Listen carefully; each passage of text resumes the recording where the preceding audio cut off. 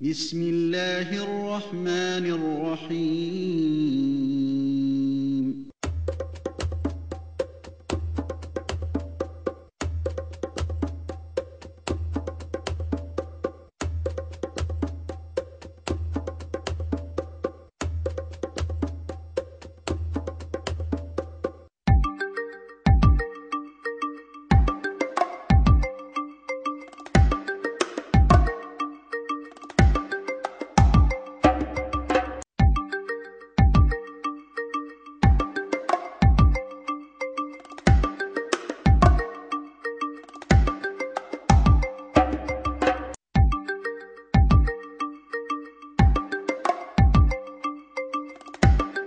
للہ وحدہ والصلاة والسلام علی من لا نبی بعدہ اما بعد فاعوذ باللہ من الشیطان الرجیم بسم اللہ الرحمن الرحیم قل ان کنتم تحبون اللہ فاتبعونی یحببکم اللہ ویغفر لکم ذنوبکم واللہ غفور رحیم. بسم اللہ الرحمن الرحیم. یا ایہا الذین آمنوا اطیعوا اللہ واطیعوا الرسول ولا تبطلوا اعمالکم. بسم اللہ الرحمن الرحیم. رب اشرح لی صدری ویسر لی امری واحلل عقدۃ من لسانی یفقہوا قولی. قابل احترام بزرگوں اور عزیز نوجوان ساتھیوں اور اپنے گھروں میں بیٹھے سننے والی ماں اور بہنوں، میں آپ تمام کا آج کے اس مبارک محفل میں جو مکتے کے نوجوانوں کے ذریعے منعقد کی گئی ہے تہہ دل سے استقبال کرتا ہوں.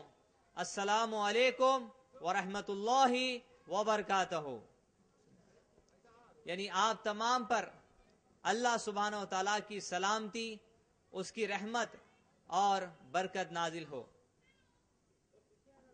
الحمدللہ اللہ کا شکر و احسان ہے کہ شہر کی اس گنجان آبادی میں اللہ سبحانہ و تعالیٰ نے یہاں کے کچھ نوجوانوں کو یہ نصیحت اور ہدایت عطا کی ہے کہ وہ اس مقام پر جہاں پر اکثر سیاسی بیانات دیے جاتے ہیں وہاں سے نبی کی مبارک زندگی اور صحابہ کی مبارک زندگی بھی سنائی جائے. اور اس پروگرام کا سب سے بڑا اور اہم مقصد یہی ہے کہ ہم اپنی اصلاح کر لیں کہ ہماری زندگیاں کس طرف جا رہی ہیں، ہم کن کن کاموں میں مشغول ہیں، کیا دین نے ہم کو اس بات کی تعلیم دی ہے، کیا نبی نے ہم کو اس بات کی تعلیم دی ہے. اسی لیے اس پروگرام کو منعقد کیا گیا ہے اور یہی عنوان اس کے لیے چنا گیا ہے کہ اسلام جو ہمارا مذہب ہے اور ہماری زندگی. اس عنوان پر خطاب کرنے کے لیے ہمارے درمیان ایک بہت مشہور شخصیت موجود ہے جو گریس پبلک اسکول وٹا پلی جس کے 2 برانچز ہیں، اس کے پرنسپل اور فاؤنڈر بھی ہیں، اور حیدرآباد و سکندرآباد کے کئی مقامات پر آپ کے بیانات ہوتے ہیں، گھروں میں، گلیوں میں، کوچوں میں، بڑے آڈیٹورینمز میں الحمدللہ آپ پروگرامز کر چکے ہیں. آپ کے خطابات سے مسلم نوجوانوں کے دل نرم ہو چکے ہیں اور آپ اپنی اصلاح کر کر لوگ خصوصاً نوجوان اپنی اصلاح کر کر اپنی آخرت درست کرنے کی راہ پہ چل چکے ہیں. یہاں پر بھی اس مقام پر اس مبارک محفل میں آپ آج خطاب کریں گے جن کا نام ہے جناب ابو بکر بن حقانی صاحب. میں زیادہ وقت نہ لیتے ہوئے جناب ابو بکر بن حقانی صاحب کو دعوت دیتا ہوں کہ وہ ڈائس پر تشریف لائیں اور خطاب کو شروع کریں. حمد ثنا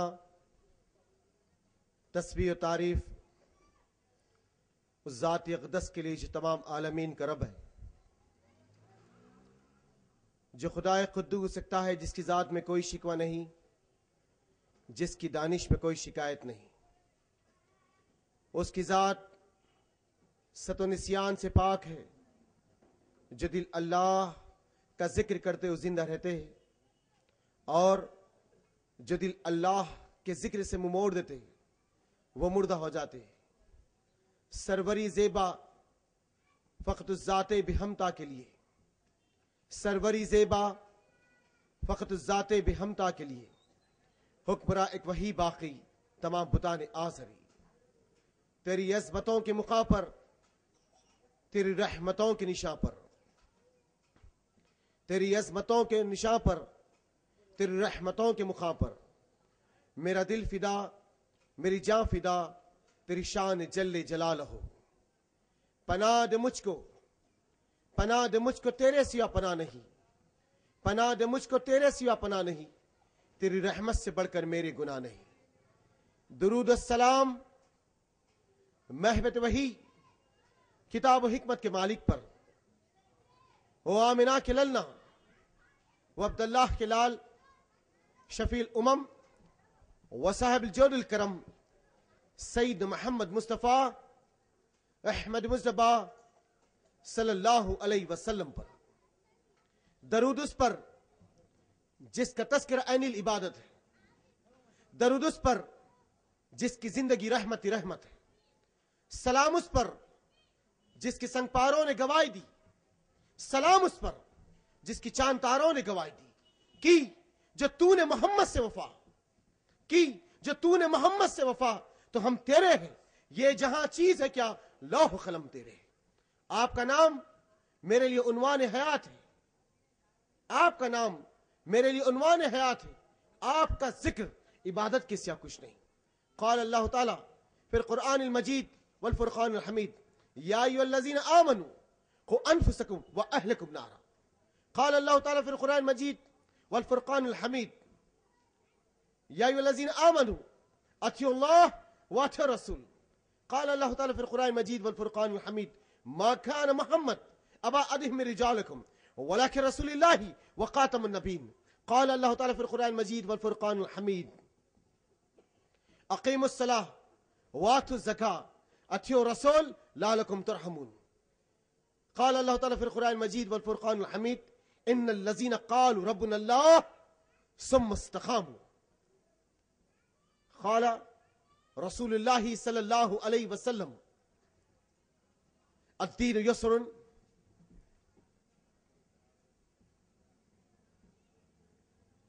عزیزان ملت، نوجوان ساتھیوں، پس پردہ سننے والی اس ملت کی غیر ماں اور بہنوں،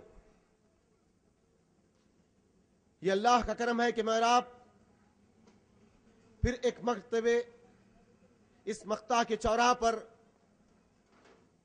اپنے گھروں کی آنگن میں بیٹھ کر، بالکونیوں میں ٹھہر کر یا چوراہا راہوں پہ ٹھہر کر، جلسے گاہ میں ٹھہر کر، اس کی نشستوں پر بیٹھ کر یہاں میں اور آپ اللہ کا ذکر، اس کی حمد ثنا، اس کی کبریائی کے لیے جمع ہوئے۔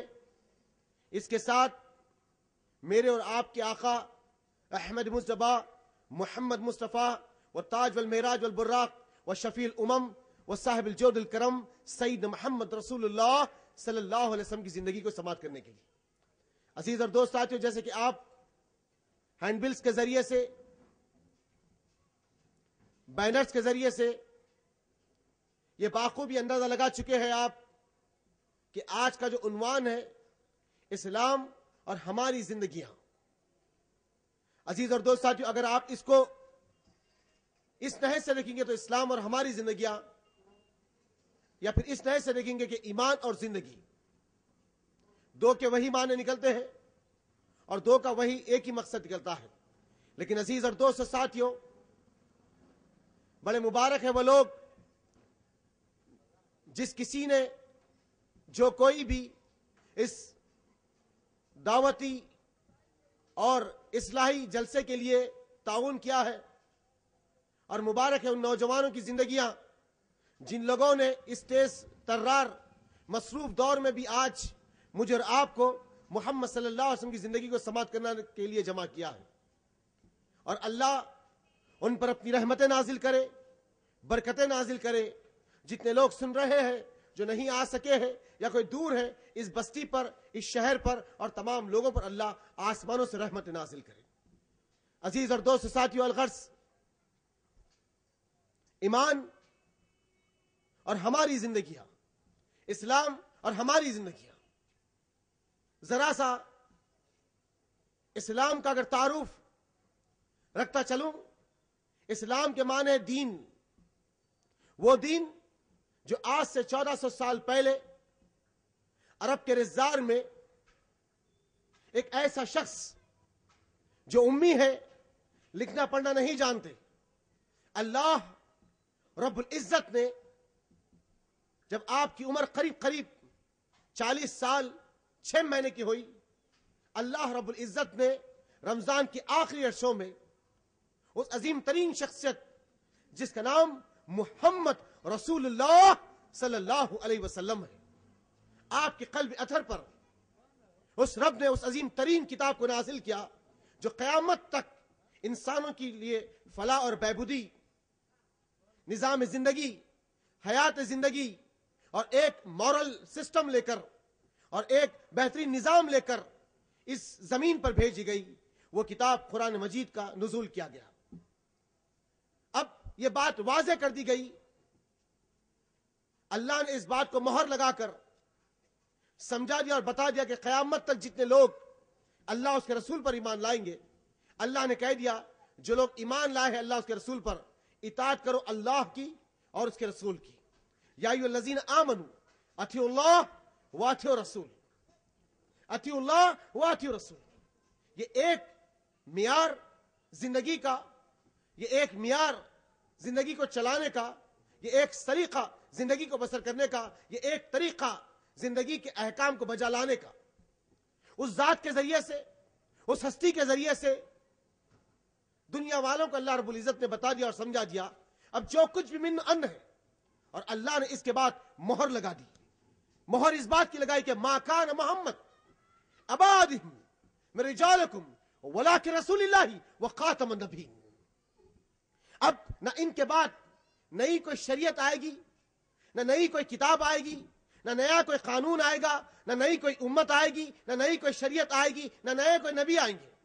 جو کچھ بھی من ان مکمل اللہ رب العزت نے اس میسج کو، اس پیغام کو، اس امت کو، اس کتاب کو، اس نبی کو مکمل کر دیا محمد صلی اللہ علیہ وسلم کی زندگی پر. اب قیامت تک نہ کوئی نئی کتاب آئے گی، نہ کوئی نئی امت آئے گی، نہ کوئی نئے نبی آئیں گے. جو کچھ بھی ہے میسر محمد صلی اللہ علیہ وسلم کی زندگی کے اوپر ہے.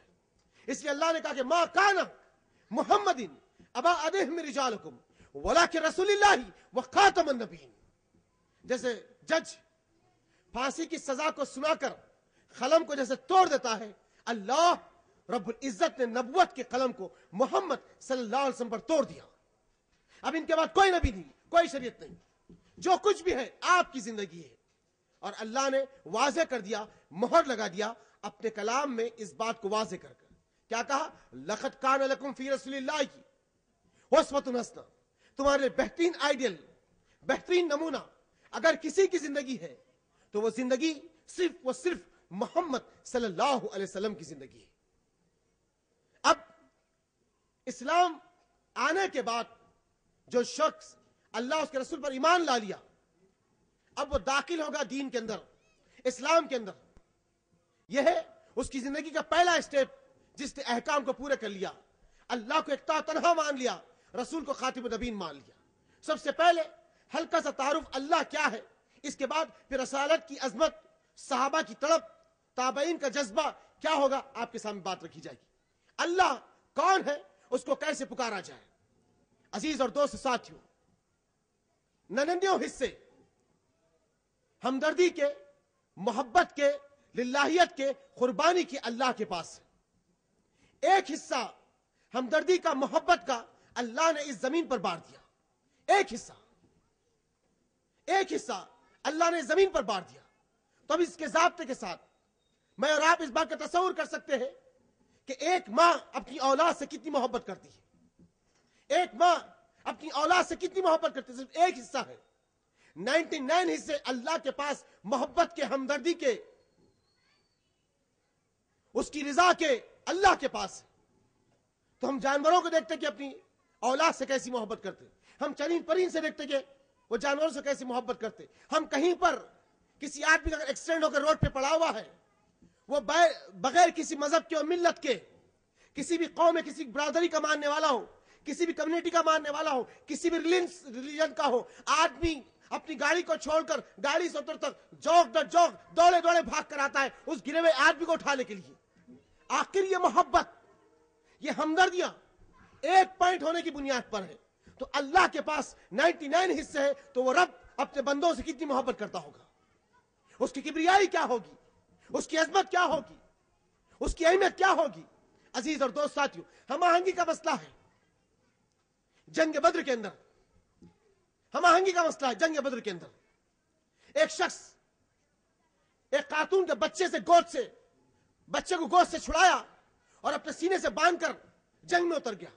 یہ اللہ کی بندی جنگ کی پرواہ کرے بغیر اپنے بچے کو لینے کے لیے ہم آہنگی ہے. ایک طرف تیروں کی بارش ہے, ایک طرف تلوار کی مٹے ہیں, تو ایک طرف بھالے ہیں, کہیں سے گھوڑے ہیں تو کہیں سے ہاتھیاں ہیں, کہیں سے اونٹ ہے, ریوڑ ہے کہ بس جانوروں کا لگا ہوا ہے.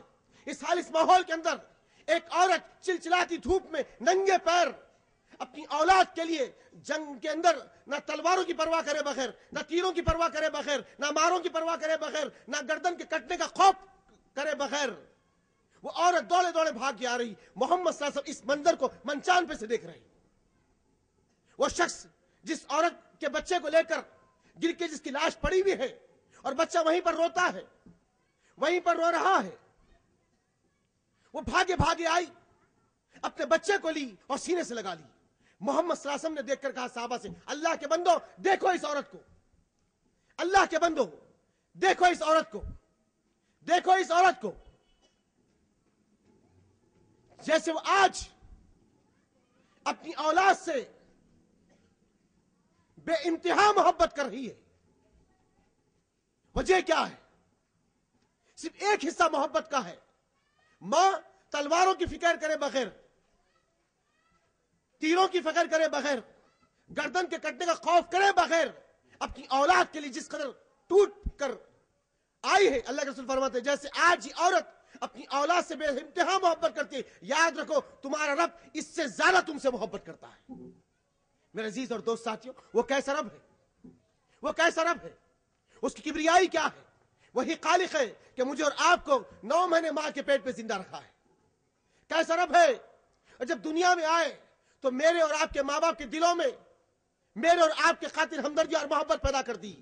آپ اپنی زبان ہلا نہیں سکتے تھے, کچھ کہہ نہیں سکتے تھے, آپ کی ایک رونے کی آواز, آپ کی ایک چیخ آپ کے باپ کے دل کو ماہر کر دیتی, آپ کے ماں کے دل کو ماہر کر دیتی. یہ ہمدردیاں پیدا کرنے والی ذات کس کی؟ وہی ذات جس کا نام اللہ رب العزت ہے.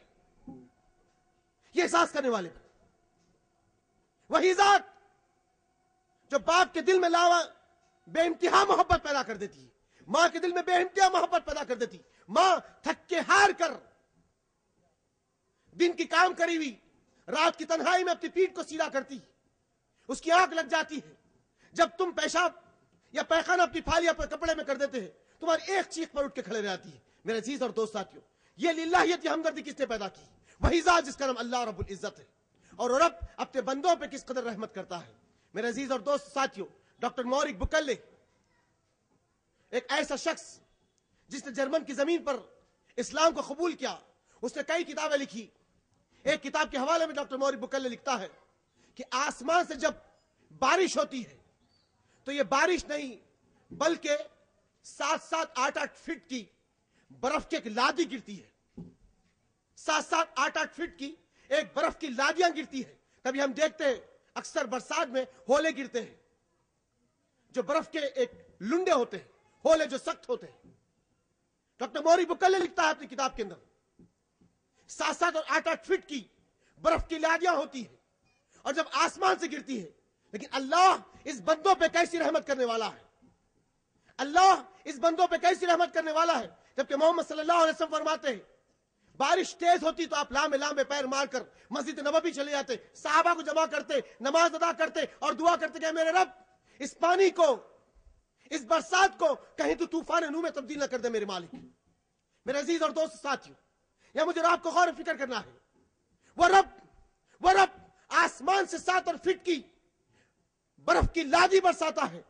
ایک سنگل پوا برف کا کسی کے پیر پہ گر جائے تو پیر کٹ سکتا ہے, اتنا وزن ہوتا ہے. میرے دوست ساتھیوں، اللہ اس بندوں پہ کیسے رحمت کرتا ہے؟ آسمانوں سے برف کی لادی زمین پہ آنے تک اللہ اس کو قطرے میں تبدیل کر دیتا ہے۔ یہ ہے رب، یہ ہے رب جو اپنے بندوں سے محبت کرتا ہے۔ سوچو، جو آج ہم اپنے عالیشان مکانوں میں، آربسٹا کے مکانوں میں اور کویلیوں کے مکانوں میں جو برسات کے گانے لگا کے سونے والوں، راتوں میں برسات کا مزہ لینے والوں، سوچو اس رب کی کبریائی کے بارے میں۔ اگر 7-7 فٹ کی لادی میرے اور آپ کے گھروں پہ گرتی تو زمین پر کسی کا گھر باقی نہیں رہتا۔ اس کے باوجود بھی میں اور آپ اس رب کے نافرمان ہیں۔ صبح ہوتی ہے اور شام ہوتی ہے، زندگی بھی ایسی ہی تمام ہوتی۔ کہاں ہے ہماری ذکر کی، اذکار کی تسبیحات؟ کہاں ہے ہمارا اپنے رب سے لگاؤ؟ میرے عزیز اور دوست ساتھیوں، غور کر کے دیکھیے، اندازہ کریے وہ رب اپنے ان بندوں پہ کیسے رحم کرنے والا ہے۔ ڈاکٹر لیرن جونز اپنی کتاب ٹوڈے میڈیکل سائنس میں لکھتا ہے، یہ جو دھوپ مجھ پر آپ پر گر رہی نا دوست ساتھیوں، اس کی تپش، اس کی شعاعیں اتنی خطرناک ہے، اگر ڈائریکٹ کسی آدمی پر گر جائے تو وہ زمین پہ چلنے کے قابل نہیں رہے گا۔ اور ہم دھوپ کالے کے اکثر مہینوں میں دیکھتے ہیں نا، اگر 42 ڈگری 45 ڈگری اگر 50 ڈگری نکل جائے تو گورنمنٹ ہالیڈے ڈکلیئر کر دیتی ہے، اسکولوں کو چھوڑ دیا جاتا ہے، لوگ گھروں کے اندر جھاڑوں کے نیچے کولروں میں بیٹھ کے بھی گرمی محسوس کرتے ہیں، اے سی میں بیٹھ کر بھی گرمی محسوس کرتے ہیں۔ کیوں؟ ڈگری اس قدر ہو چکی ہے کہ لوگ نکلنا گوارا نہیں کر سکتے باہر، اور اگر زیادہ نکلی تو روز اخبارات میں آتا ہے لو سے اتنے لوگ مر چکے، اتنے لوگ مر چکے۔ میرے دوست ساتھیوں، میرے دوست ساتھیوں، لیکن اللہ مجھ پر آپ پر کیسے رحم کرنے والا ہے؟ اللہ مجھ پر آپ پہ کیسے رحم کرنے والا ہے؟ ڈاکٹر لیرن جونز لکھتا ہے، زمین اور آسمان کے بیچ میں اللہ نے ایک پرت کو بچھا دیا۔ زمین اور آسمان کے بیچ میں اللہ نے ایک پرت کو بچھا دیا، جس کو سائنس کی زبان میں، جس کو جدید سائنس کی زبان میں اوزونز کہا جاتا ہے۔ میرے عزیز اور دوست ساتھیوں، جو ڈائریکٹ آپ پر نہیں بلکہ اوزون شعاعوں کو چھان کر لوگوں پہ چھوڑی جاتی ہے۔ میرے عزیز اور دوست ساتھیوں، غور کرنے والے بنے، اگر یہ اوزون نہیں ہوتی تو 80 اور 90 ڈگری تک دھوپ جا سکتی تھی۔ 80 اور 90 ڈگری تک، اگر 80 اور 90 ڈگری تک اگر دھوپ چلے جائے، آدمی کے بھیجے ناک، منہ، کانوں سے پھٹ کے باہر نکل جائیں گے۔ وہ رب ہے جو آپ پر اس قدر بے انتہا محبت کرتا ہے، ہم اس کے بدلے میں اس کا کیا احسان بجا لاتے ہیں؟ تھوڑا سا ہم یہ 6 اور 7 فٹ کے جسم پر غور و فکر کر کے دیکھیں، تصور کریں کبھی ہم کہ ماں کے پیٹ میں ہم کیا کھا کر پیدا ہوئے، اور دنیا میں جب آپ آئے تو ہمارا کیا حال تھا؟ سر کے بال سے لے کر پیر کے ناخن تک اس خلاق حقیقی اللہ رب العزت نے کیسا سانچے میں ڈھال کر مجھے آپ کو سنوارا اور بنایا، سدھارا ہے۔ یہ 6 اور 7 فٹ کے جسم پر غور کر لو دوست ساتھیوں، تو آپ کو اس بات کا احساس ہو جائے گا کہ وہ رب اللہ کیسا بے انتہا محبت کرنے والا ہے۔ اگر اس بستی کے اندر کوئی 1-2 آنکھ کی جگہ اگر 1 آنکھ والا بچہ پیدا ہو جائے اور اس کی آنکھ بازو نہیں بلکہ اس کی ناک کے اوپر نکلی جائے تو کیا کوئی شخص اس کی شکل کو دیکھنا گوارا کرے گا؟ سوچو، ایک اگر 7 ہاتھ یا 8 ہاتھ والا بچہ پیدا ہو جائے تو کوئی اس کو دیکھنا گوارا کر سکے گا؟ ایک 10 یا 12 پیر کا بچہ آ جائے، سوچو دوست ساتھی، وہ اللہ کیسا رب العزت ہے، وہ کیسا خالق ہے، تمہارے ماں کے رحم میں تمہیں سوار کے سدھار کے دنیا میں لا رہا ہے، وہ کیسا کاریگر ہے اور کیسے تمہیں سوار رہا ہے۔ سوچو اس کی کبریائی کے بارے میں، سوچو اس کی عظمت کے بارے میں، جانو اس کی کبریائی کے بارے میں۔ میرے عزیز اور دوست ساتھیوں، اللہ رب العزت جو سمندر کے سینوں کو چیرتے ہوئے کشتیوں کو چلاتا ہے، اگر تم اس کی ذات پر یقین کرتے ہو تو رات کے سینے کو چیر کر صبح کے سورج کو نکال دے۔ وہ رب جو پہاڑوں میں، پتھروں میں کیڑوں کو رزق عطا کرنے والا، وہ رب 1000 فٹ اڑتا ہوا پرندہ زمین پہ اپنے رزق کو دیکھ لیتا ہے، اور سمندر کی تہ میں چلنے والی مچھیاں اپنے رزق کو پا لیتی ہے۔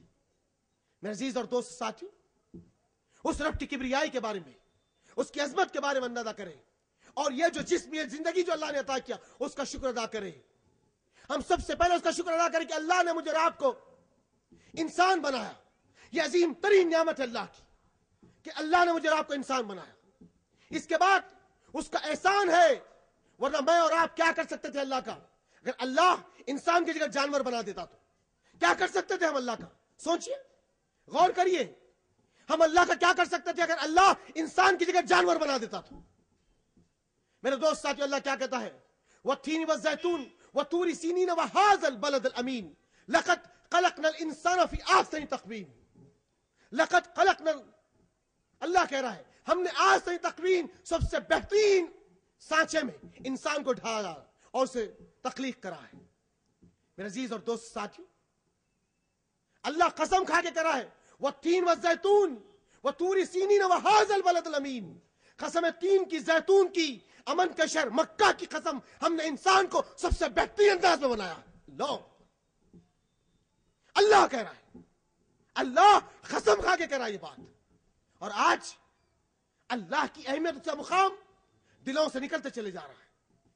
عزیز اور دوست ساتھی، اس کے بعد محمد رسول اللہ صلی اللہ علیہ وسلم کی عظمت، آپ کی اہمیت، آپ کا مقام اور آپ کا مرتبہ کیا ہے؟ محمد رسول اللہ صلی اللہ علیہ وسلم فرماتے ہیں، صحاح ستہ کی معتبر دلائل کی حدیث جس میں محمد رسول اللہ صلی اللہ علیہ وسلم نے فرمایا کہ قیامت کے دن، ڈے آف ججمنٹ کے دن، یوم القیام کے دن، اللہ رب العزت 5 سوال کرے گا. اور جب تک، جہاں تک میری آواز جا رہی ہے، پس پردہ جتنی میری ماں اور بہنیں بیٹھ کے سن رہی ہے اور جتنے میرے دوست احباب سن رہے ہیں، ان تک یہ میسج، یہ پیغام ہے، اور وہ سننے کے بعد دوسروں تک اس الفاظ کو، اس مقام کو پہنچاتے ہیں. اللہ کے رسول صلی اللہ علیہ وسلم فرماتے ہیں پانچ چیزیں اللہ قیامت کے دن سوال کرے گا، 5 چیزوں کا. جب تک بندہ ان 5 چیزوں کا جواب نہیں دے گا، وہ جنت کی ہوا تک کھا نہیں سکے گا. اللہ اکبر. 5 سوال. یوں تو قبر کے 3 سوال ہو گئے، اور ڈے آف ججمنٹ کے دن، محشر کے دن، اللہ اس وقت 5 سوال کرے گا. قبر کے 3 سوال، من رب کا، ما دین کا، من نبیک. یہ 3 سوال، یہ 3 سوال. اس کے بعد وہ آخری سفر کی پہلی منزل جس کو قبر کہتے ہیں، جہاں انسان اپنی محنت سے، اپنی کاوش سے کمائے ہوئے بڑے بڑے محلات، مکانات چھوڑ کے چلے جاتا ہے. کیا خوب کسی شاعر نے کہا، یاد رکھ سکندر کے حوصلے تو خالی تھے، جب گیا تھا دنیا سے دونوں ہاتھ خالی تھے. کیا خوب کسی شاعر نے کہا، جن کو تو اپنا کہتا ہے وقت کا چلن دیں گے، چھین کر تیری دولت 2 ہی گز کفن دیں گے. عزیزو، دوستو، چھین کر تیری دولت 2 ہی گز کفن دیں گے. جن کو اپنا کہتا ہے، میری اولاد، میری بیوی، میرے بچے، میرا کاروبار، میرا خاندان، جس کو اپنا کہتا ہے وقت کا چلن دیں گے، تیرے گھر سے جنازے کو اٹھا کر قبرستان تک پہنچائیں گے، چھین کر تیری دولت 2 ہی گز کفن دیں گے. جس کے لیے تو محلے ٹھہرا کیا تھا، جن کو اپنا کہتا ہے کل تجھے بھلا دیں گے، تیرے چاہنے والے تیرے منہ پہ خاک ڈالیں گے. عزیزو،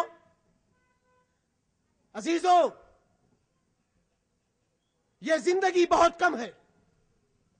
جہاں تک مجھے اور آپ کو اس کے ذکر میں، اس کے اذکار میں، نبی کے طریقے پہ وقت مل جائے تو کاٹنے کی کوشش کریں، کیونکہ بڑی تیزی کے ساتھ سال یوں گیا اور یوں ختم ہونے کے لیے، مہینہ یوں گیا اور یوں ختم ہونے کے لیے، دن نکلا اور یوں ختم ہونے کے لیے، لمحہ اور منٹ، گھنٹے سب کے سب سکڑتے چلے جا رہے ہیں.